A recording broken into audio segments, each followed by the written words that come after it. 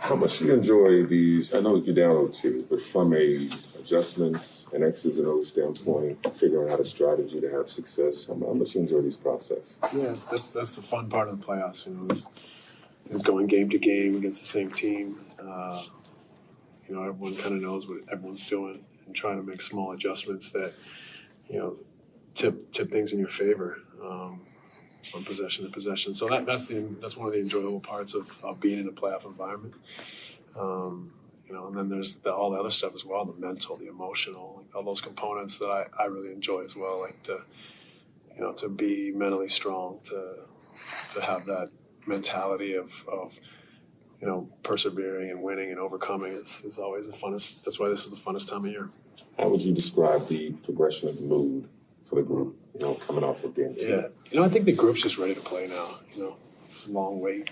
Being down 0-2 to wait a couple days. So I think them, you can feel their angst that they just want to play now. Obviously, big picture, the system, the sets, even really the plays are staying the same at this point in the year. But are there any subtle tweaks, I guess, that you, after looking at and cutting up the film, found that you could make? Yeah, we're constantly adjusting, trying to make little tweaks and, like I said, give ourselves just a slightly better chance. So we're always looking, always adjusting, always implementing, and trying to refine and give ourselves a slightly better window.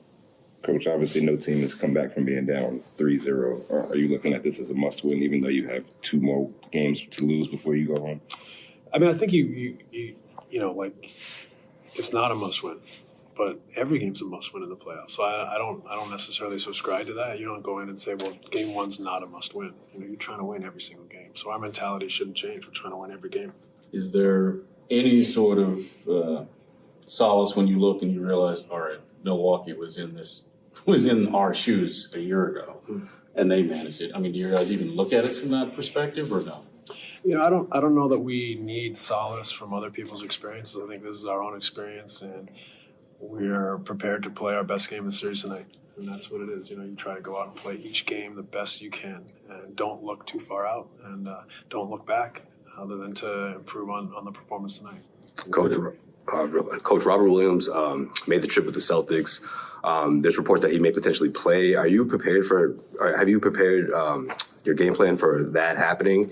And if so, how does someone like that change the complexion of the series? It was just a long, versatile defender, block shots. So it doesn't change anything that they're doing, really. They just add a player that is exceptional protecting the basket and blocking shots. Do you expect the rotation to stay the same pretty much? Steve, did Ben come through everything yesterday okay? Yeah, I don't know I don't think he had he didn't play yesterday. So, but yeah, he's fine.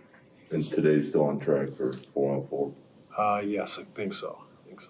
Steve, you talked about this yesterday. I just touched on it a little bit, but have you ever seen KD? I mean, you've seen him in a lot of playoffs. I mean, they're physical on him when he doesn't have the ball. I mean, it seems like they're constantly on him. I mean, is this different for him, or is this him something? No, I think it was the same last year in Milwaukee. I think it's personnel driven too. They're a big physical team, so it's a little different when they have as many big guys out there being physical, putting hands on you, bumping you. So that part may be different, but the approach of being really physical with him is the same.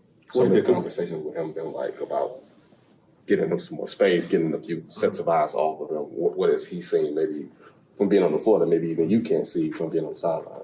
Yeah, I mean, we've talked through it. I mean, I'm not going to go into any detail, but we've talked through, obviously, where we can help him or where we can help ourselves to be in better situations. I think it's a lot of it is just doing what we do better and doing more of it as much as anything. We're still scoring 100 whatever points tonight against the number 1 defense. So for us, it's like, yeah, we can refine the offense. We didn't play great offensively. We play a little better. We're not talking about the offense. We still scored a lot of points. So really, we can talk about the offense, and we need to improve offensively, of course, but it's, the defense as much as anything.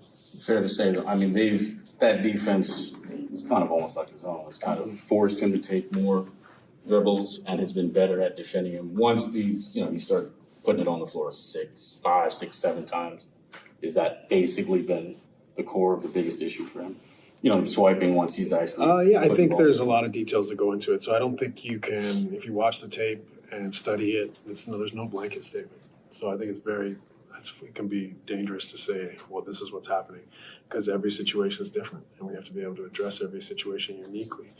Each scenario offensively takes on a totally different look by small details, and so we can't just say they're doing this when he does this. There's many different scenarios that Kevin gets the ball, touches the ball. Same with the rest of the guys. How we adapt to that collectively, and how we can read each scenario for their uniqueness is part of the equation, or the most important part of the equation. You think you got to play Goran as many minutes as possible tonight, given how productive he's been?